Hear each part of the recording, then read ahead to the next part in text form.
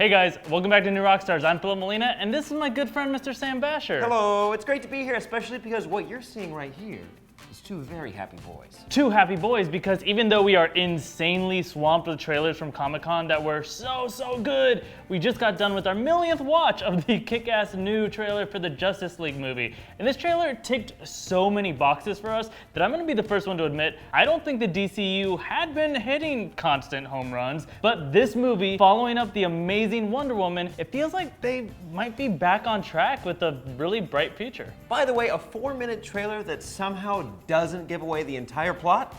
Thank you. Just thank you so much. But let's get into this and point out some of the things you guys might have missed. By the by, potential spoiler warning for the Justice League, but you know that already. Now cue the cover of the Aerosmith cover of the Beatles version of Come Together and roll the clip.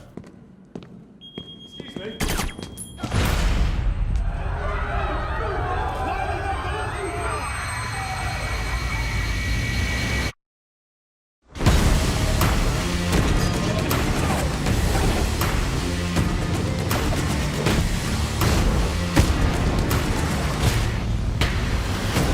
What did you do this weekend, Diana? Me? Nothing very interesting. So we've got this scene that kind of looks like a robbery of some sort, though it actually seems to go in a different direction that we will realize later in the trailer. And of course, we're starting off the Justice League trailer with Diana, Princess of Themyscira, because yeah, she's a beacon of hope, loved by everybody, but really she's the best received thing the DCEU has going for it, and it's smart of them to milk that goodwill we're all feeling toward her. And I think that they're actually referencing in the cinematography of all this, the most beloved DC movie of all time, albeit from a slightly different universe. The aesthetics, the angles, I think this is all purposely meant to feel a bit like the opening scene to The Dark Knight. You just gotta imagine these guys wearing clown masks, which themselves, by the way, were references to Cesar Romero's mask back in 1966. Anyways, if you listen carefully, based on the accents of the employees, we can infer that this takes place somewhere in the UK, probably London. Pretty cool. But we'll get into more of that later, including why there is so much focus on this briefcase. Moving along, we have Diana burst through the doors, which is worth checking out frame by frame, by the way, it is amazing. And she's dodging bullets in slow-mo, like she do. And then we get a shot of her later at work, possibly still at the Louvre, and maybe commuting to London for her night gig. But know what her job is in the DCEU. She's a restorer of ancient artifacts. Not only is that relevant because Diana herself is an ancient artifact, but she actually comes from a time when these artifacts weren't ancient. They mean a lot to her. But not just because they were from her time, but also because she's not been able to return to her home for many decades now. So these are one of her only ways to connect back to her people. Aw, now let's keep going. The world remains in mourning after the death of the Superman. What we're seeing is a crime wave around the building. Lex Luthor, the Arkham Asylum. And where is the Gotham Bat? The mass vigilante has been a no-show. He said the age of heroes would never come again. It has to. All right, just some quick things to note in this section. As the voiceover mentioned, the world is in mourning after Superman's death. And if you look closely at the memorial on the bridge, the color scheme seems like an appropriately somber choice, but it's actually a nod to Superman post-resurrection in the comic. That's his new costume color scheme once he returned. Moving forward, past the rubble still left over from the scene in Batman v Superman where Doomsday swings Superman through a statue of himself, we get a close look at a big old Daily Planet newspaper headline. Which, by the way, I think the headline is a little bit alarmist, but that's just me. World's lost all hope. I think you'd sell more if you spun it more positive. Yeah. Let's try to put some other specifics in there at all about anything. Now, if you know us well, you know we tried to figure out the words on the rest of the newspaper, and we did. Well, only kind of. Here's what we got when we straightened it out and played with it a little bit. The top seems to say, Metropolis continues the fight against TMD, some acronym, corporate takeover. And then at the bottom, this was a lot harder to decipher, but the first word could be awaiting, but more likely avoiding, considering the rest of it looks like it could say something about immunogen threat, maybe? If that really says immunogen, that could be really interesting because it would imply there's some sort of additional threat to humanity other than, you know, the world being destroyed, but hard to tell. Oh, also, this word here is English for S. What's the S stand for? On my world, it means hope. Side note, yes, I know that it's a symbol for the House of El, but just whatever. Anyway. Then regarding Gordon lighting the bat signal, we see much later that this location has these same Grim Reaper statues adorning the roof. And what's crazy about that is that in the DC universe, the bat signal is always atop of the Gotham City Police Department. In fact, you can see the GCPD shield in the shot with Batman atop it. How grim is the situation in Gotham when instead of having normal gargoyles on a building, the police department has decided to use death in their design schemes? Not good. Not good. Since it is almost always gargoyles on the roof, you gotta wonder if some designer just thought it'd be cool to show Batman standing atop death, like he may be a mortal man, but somehow he's out of death's reach. Right, and real quick before we move on, did you hear those news reporters' voiceovers in this footage? Remains in mourning after the death of the Superman. There are two things worth noting here. First off, apparently there's a crime wave going on around the world. Obviously, this could be because Superman isn't around to stop it anymore, but this could also be a tease to the incoming invasion of Apokolips, which is the home world of this movie's villain, Steppenwolf, and also his more famous nephew, Darkseid. Okay, so that may sound pretty out there, but the reason that could be a tease to those characters specifically is that in the comics, when Darkseid, Steppenwolf, and other new gods invade Earth, they usually are preceded by an increase in nefarious or evil activity. In fact, we saw that in the final season of Smallville with Apokolips invading and it causing people with evil tendencies to act up. And then the next news reporter, this one with a French accent, well, listen closely. Lex Luthor, the Arkham Asylum. It sounds like our eccentric villain from BVS, Lex Luthor, is being moved to freaking Arkham Asylum. Now, this was a throwback to a deleted scene from Batman v Superman, where Batman says Lex is going to be transferred to Arkham, and Batman notes that he has some friends there. Obviously, it's exciting for Batman's Rogues Gallery to be potentially introduced through Arkham Asylum. Maybe we'll see like a cryo cell for Mr. Freeze, or maybe like a greenhouse thing for Poison Ivy. But it's also good to remember that Lex Luthor, also from a deleted scene, actually has a lot of insight on Steppenwolf and these 3 mother boxes that likely play a pivotal role in the movie. So, prediction 1, I think we could be in for Luthor going Loki and having to team up with the good guys, or at least be valuable to them in some way. And since he's crazy now, I wouldn't be surprised if it's like that doctor in Independence Day 2 when he gets reactivated when the aliens return to Earth, like Saul Babylon. Oh, and then definitely getting a knock it off backhand from Batman? Yes, I love that. I want it to happen. We don't have any more time. Something is coming.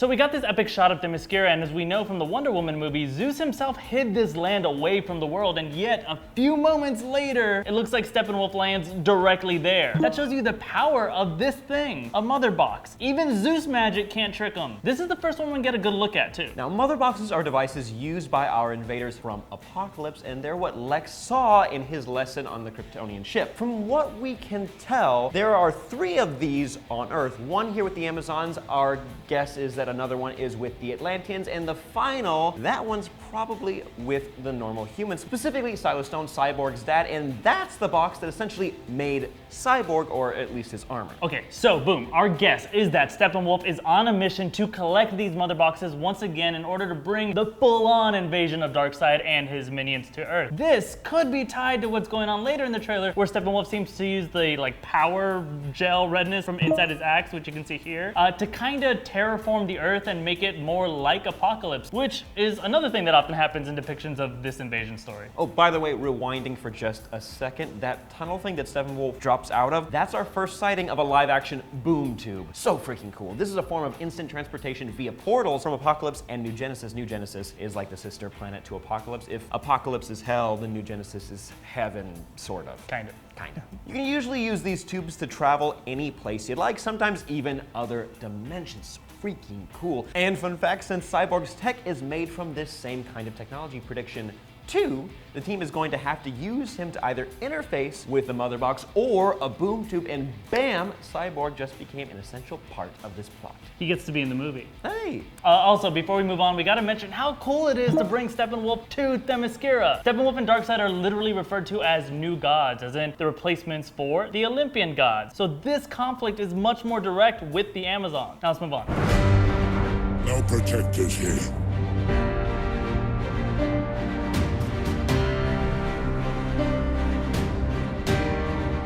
lanterns. You're Kryptonian.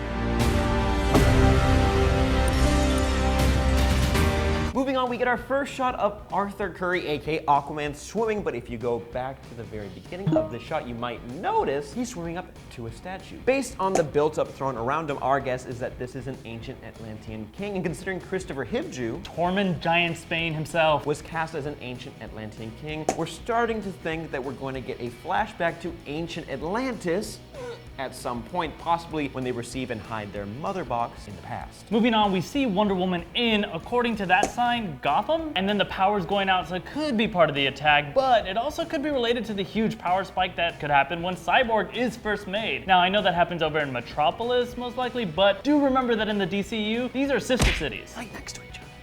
Makes no sense. Like sisters. Right there. Now, the biggest thing to point out about this section isn't on screen, it's in your ears.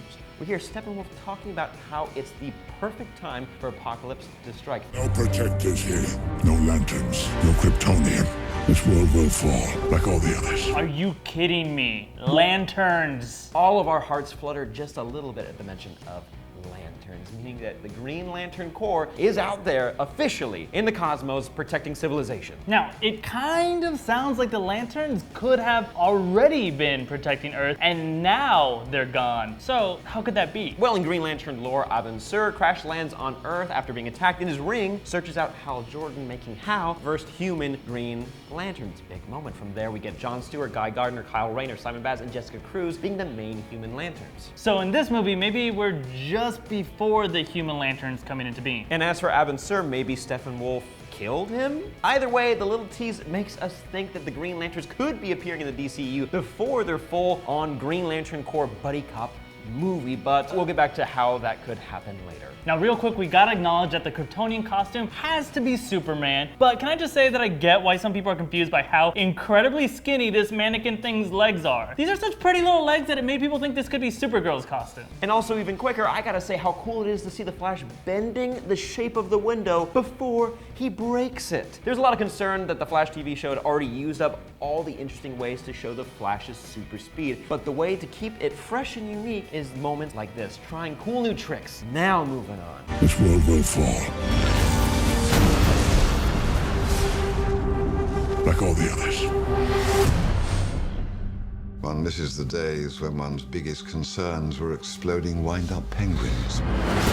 Okay, a quick section here just to point out two quick things. First, you gotta love Alfred's reference to the Penguin. So now that's another character that officially exists in the DCEU. But the exploding wind-up penguins seem like a nod to the multiverse theory where that's how it played out in this universe, but in a different universe, specifically the one of Batman Returns, the penguins weren't wind-up, but they did have rockets on them. Also, just in case we are gonna get the Penguin on screen at some point in the DCEU, let's do some fan casting. Who should play him if it happens? Ooh, trick question. The answer is always Danny DeVito. And then the other thing to point out here, Steppenwolf swinging his axe into the ground and causing that red glowing rupture. Sure, if you're eagle-eyed, you can see his ships are behind him, but if you're an eagle with binoculars on, you might notice there are people at the far edges of the rupture. In fact, if you look extra close, they appear to be warriors, but their attire makes them seem like they're from a different time. And while this scene looks an awful lot like when the Amazons are fighting Steppenwolf later, and this maybe could be the same moment, these people definitely do not look like ladies. So we've got a theory about who they could be, but also we've got some evidence for it. But first, really quick, we have to do a super fast shout out to our sponsor. Speaking of warrior attire, thank you to our sponsor MeUndies for making this trailer breakdown possible. MeUndies makes really high-end men's and women's underwear, but it's also cheap enough that you can buy more instead of ever having to do laundry. In fact, if you subscribe, they'll send new underwear monthly, but they'll take up to 33% off the price. So go to MeUndies.com/newrockstars and boom, 20% off your first order. They've got bold and adventurous looks,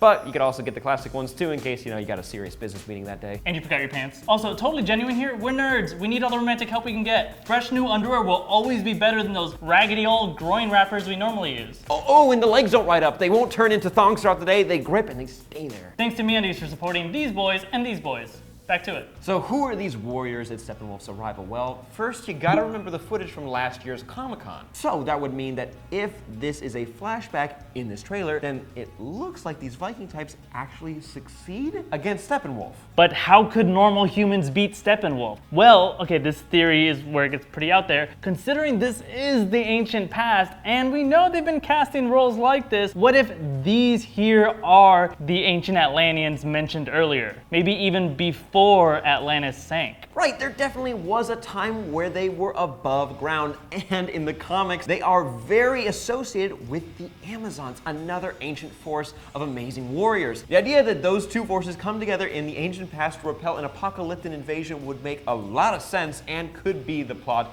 of an entire history lesson flashback. All right, let's keep going. This is crazy. Honestly, I think we're all gonna die. Each of us, in some way, is held back. Don't engage alone. We'll do this together. It's really cool. You guys seem ready to do battle and stuff, but I've never done battle. I've just pushed some people and run away.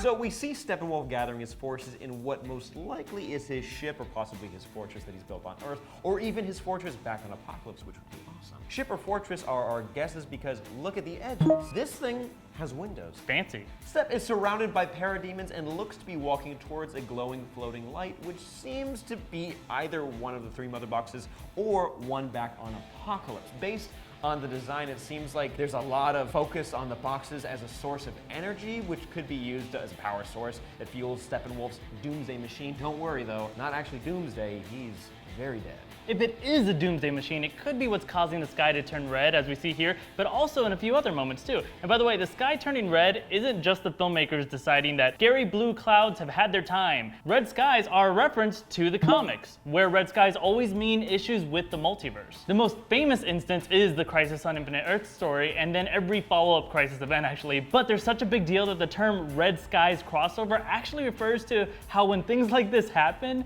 there are a bunch of other characters in that universe that aren't connected to the main story and have no idea what's going on, so they just look up and they're like, great, the sky is red again. Something's probably going on that I'm not part of. Moving on past Batman and his cool new goggles, which I love, and what appears to be a shot down Flying Fox's new airship, and the Batmobile flying out of there, we get a discussion scene between the League, and boom, right there on the table, a fancy container. Well, a fancy container probably holding a freaking mother box. Okay, these things are so powerful, and this one is just chilling here on the table in what looks like Cyborg's lunchbox. Now, this has me thinking that not only is the League hiding this mother box from Steppenwolf, but at some point, they might have to turn that technology back on him somehow. Ooh, that backs up our prediction number 2 from earlier. We then get a glimpse of Diana flipping in a place that we see a lot in the rest of this trailer, this tube-like place, and I'm guessing where the climax of the movie happens. In fact, that moment where they're all standing together looks to be the same moment as the big reveal of the team back in the first footage we ever saw of this movie.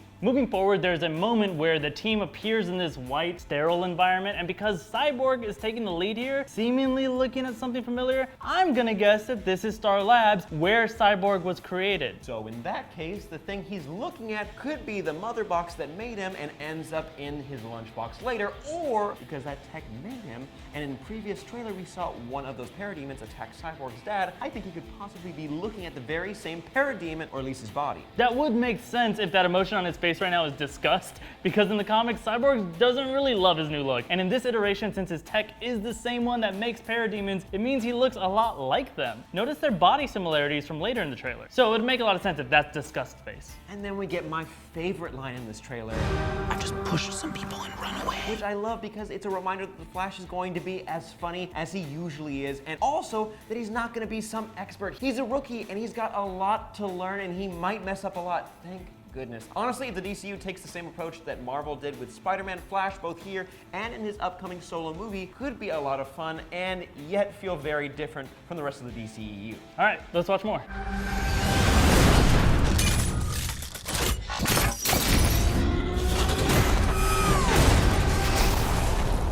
Relax, Alfred. I'll take it from here.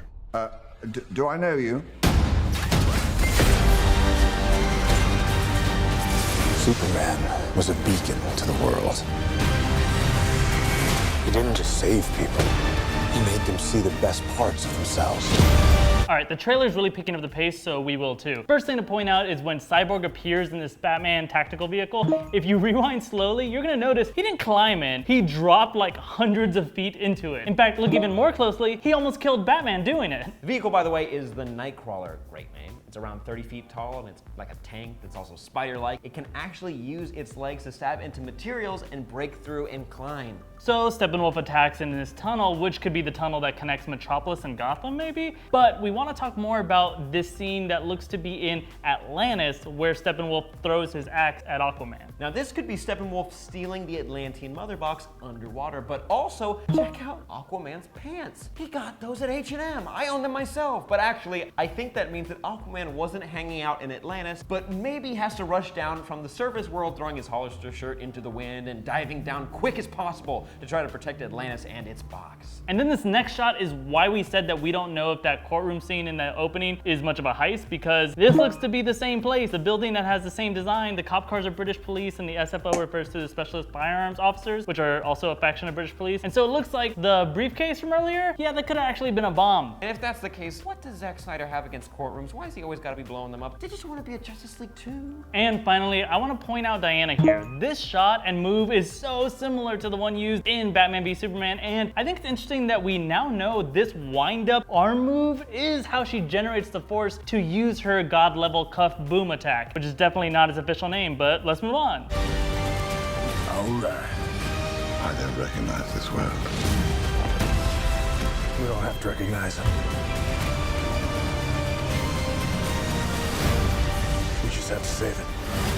So we get some awesome shots, and I gotta wonder if that wall of water is in the same place Diana was pushing back Steppenwolf moments earlier. And if so, I hope the rest of the team isn't in there. That doesn't look like some ordinary smokestack thing, by the way. Based on the height of the buildings around it, they appear to be about 5 stories tall, and that would place this thing around 450 feet tall, so maybe like 150 feet taller than Big Ben. And then finally, this is a really curious shot. Look closely at their faces. Flash and Cyborg both look astounded. Diana looks mildly happy. The cops in the background are like, what the hell? We gotta call this in. But this location, I'm pretty sure this is the Superman statue memorial. So if they're amazed and happy about something, could this be Superman's return? We're seeing right here in this moment. Maybe, or it could just be that someone just fixed up the statue real nice and they're just not happy about it. That's less exciting. Tell us what you think in the comments, but let's move on.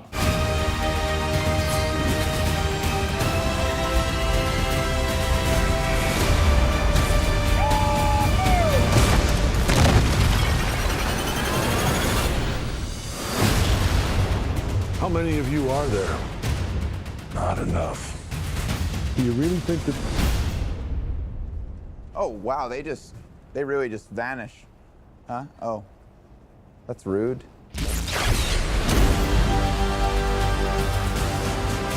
We get a new glimpse of the Amazons fighting a horde of parademons. Oh, super cool. And this not only looks amazing, it also looks like it could be matched to the time with the Viking type guys from earlier. Also skipping forward a bit, we see the Flying Fox firing at some sort of shield or dome. I don't know, I've tried so hard to figure out what this is, but can't. Let me know if you guys have any guesses. Also, some folks really wanted us to talk about the green light under the Flying Fox because it could be Green Lantern, but I gotta say I'm pretty sure it's just a green light. In the next shot, there's another one too. Don't worry, we're bummed too. And then Aquaman freaking surfs on a parademon into a building and then sticks the landing with a luscious hair flip. Gorgeous. I mean, if you're not in love with Jason Momoa as Arthur Curry now, we're sorry, he's a badass. Should we show you the move again where he surfs on a parademon? It's almost as cool as the intro to Mighty Morphin Power Rangers when the white Power Ranger rode a snowboard out of a plane. It's almost as cool as that. Then we get the scene that we saw a snippet of at the beginning with those crazy Grim Reaper statues, but I want to focus on what Batman says when Gordon asks, How many of you are there?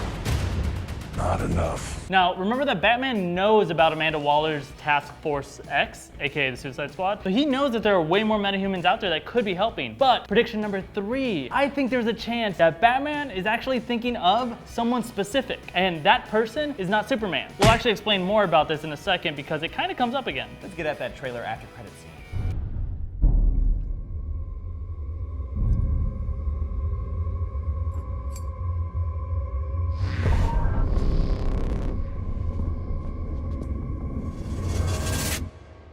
You said you'd come. Now let's hope you're not too late. Okay, so you all know what we're wondering here. Who is Alfred talking to? The internet is speculating, but we've got our own theories. Alfred said he said you'd come. Let's hope you're not too late. First up, let's just do the easy guess right now. Superman. He's literally in the advertisements for this movie. We know he will be in this movie, and a lot of people think that the red shading in the corner of the screen, probably the shoulder of this character, is Kal-El's Kate. But something about this feels like this character is a little more distant than just Clark. So remember how I was saying that Batman might have one more metahuman tucked up his sleeve? Well, just like how Civil War was used as a kind of backdoor debut to Spider-Man, we're thinking maybe another hero in the lineup is going to be debuted in this movie. And maybe this is him or her right here. Now some options. A lot of people think that shoulder's not red, it's brown, like Hal Jordan's flight jacket. So Green Lantern, I mean, we mentioned it earlier, and this might be the perfect way to introduce the character into the DCU, but also maybe Alfred has been tasked with hiding a mother box, and this is him staring down Steppenwolf like a badass. That sounds like Alfred. But then the other big guess, considering that this character has a movie coming soon too, is Captain Marvel, aka Shazam, aka Billy Batson. The red shoulder could be from the red on his costume, and he's basically a Superman level hero, so the Justice League could definitely use him. By the way, just so we're on the same page, Shazam, who is also known as Captain Marvel, but not the MCU one, is actually a young boy named Billy Batson who can turn into a full-grown superhero by saying the word Shazam. Since he's a kid, it would make sense that Batman would hesitate to bring him in. Maybe he's having some young Jason Todd flashbacks. But then, my final guess is actually going back to our first guess. Sure, maybe this is Superman, but something tells me that if it is, it's not gonna go well. Something about this moment feels a little like Who Shot Mr. Burns to me. Like, I feel like this person is actually there to hurt Alfred, not help them. Can you just imagine that Alfred thinks he's there to help, and then after a moment he realizes, oh, this person is not on my side. So brainwashed Superman or not, it feels like this could be the last we see of Alfred in the DCEU. Don't ask me why, it just feels like that. But most importantly, who do you all think is standing in front of Alfred? Let us know in the comments down below, and be sure to check out all of our other TV show and movie breakdowns. There are so many coming out right now. And if you're a fan of DC, Marvel, Game of Thrones, Star Wars, really any nerdy things, we've got more videos you're gonna enjoy, so subscribe to us for way more. Also holler all your theories about this movie to me on Twitter. I'm at Fimo. And I'm at Sam Basher, and thank you guys so much for welcoming me. We'll see you next time.